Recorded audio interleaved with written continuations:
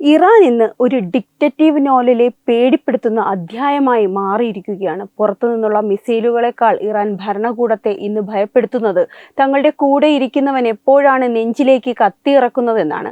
ആയത്തുള്ള അലി ഖമീനി കൊല്ലപ്പെട്ടതോടെ ഇറാന്റെ ആത്മവിശ്വാസം തകർന്നു എന്ന് മാത്രമല്ല, പരസ്പര വിശ്വാസം പോലും ഇല്ലാതായിരിക്കുന്നു. ഖമീനിയുടെ വധത്തിന് പിന്നിൽ ഇസ്രയേലിന്റെ സാങ്കേതിക വിദ്യ മാത്രമല്ല, ഭരണകൂടത്തിന്റെ ഏറ്റവും ഉയർന്ന തലപ്പത്തിലിരിക്കുന്ന ഒരു ഒറ്റുകാരനുണ്ടെന്ന ഉറച്ച വിശ്വാസത്തിലാണ് ഇപ്പോൾ ഇറാനിലെ ഇന്റലിജൻസ് ഏജൻസികൾ.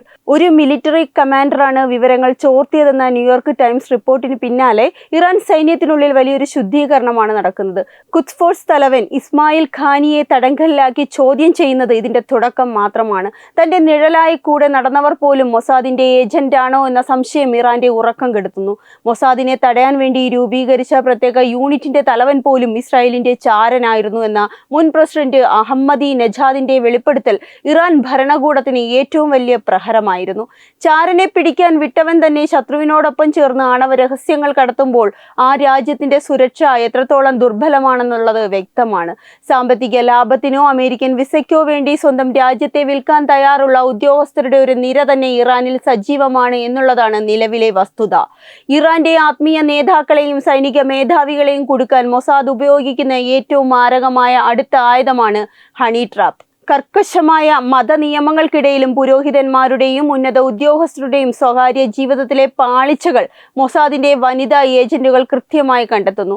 7 ഭാഷകൾ സംസാരിക്കുന്ന, ശാസ്ത്രത്തിലും ആയുധത്തിലും ഡോക്ടറേറ്റ് നേടിയ അതിബുദ്ധിമതികളായ ഈ ചാര വനിതകൾ ഒരു പുഞ്ചിരി കൊണ്ട് ഇറാന്റെ സുരക്ഷാ മതിലുകൾ തകർക്കുന്നു.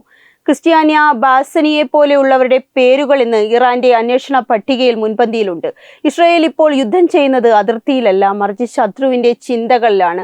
ടെഹ്റാനിലെ ട്രാഫിക് ക്യാമറകൾ ഹാക്ക് ചെയ്ത് നേതാക്കളുടെ ഓരോ നീക്കവും തത്സമയം നിരീക്ഷിക്കുന്ന മൊസാദ് എപ്പോൾ വേണമെങ്കിലും ആരെയും വധിക്കാൻ തങ്ങൾക്ക് കഴിയുമെന്ന് തെളിയിച്ചു കഴിഞ്ഞു. ആണവ ശാസ്ത്രജ്ഞൻ ഫക്രി സാദയെ വധിച്ച റിമോട്ട് കൺട്രോൾ മെഷീൻ ഗൺ മുതൽ ഇപ്പോൾ സുരക്ഷാ കൗൺസിൽ സെക്രട്ടറി അലി ലാരിജാനിയെ വധിച്ചെന്ന വാർത്തകൾ വരെ ഇറാന്റെ ആഭ്യന്തര സുരക്ഷാ പരാജയത്തിന്റെ ആഴം കൂട്ടുന്നു. ഇന്ന് ഇറാനിലെ ഓരോ ഉന്നത ഉദ്യോഗസ്ഥരും ഭയത്തിലാണ്. തന്റെ ഫോൺ ചോർത്തപ്പെടുന്നുണ്ടോ? തന്റെ ഡ്രൈവർ മൊസാദിന്റെ ആളാണോ? തന്റെ ഭക്ഷണത്തിൽ വിഷമുണ്ടോ?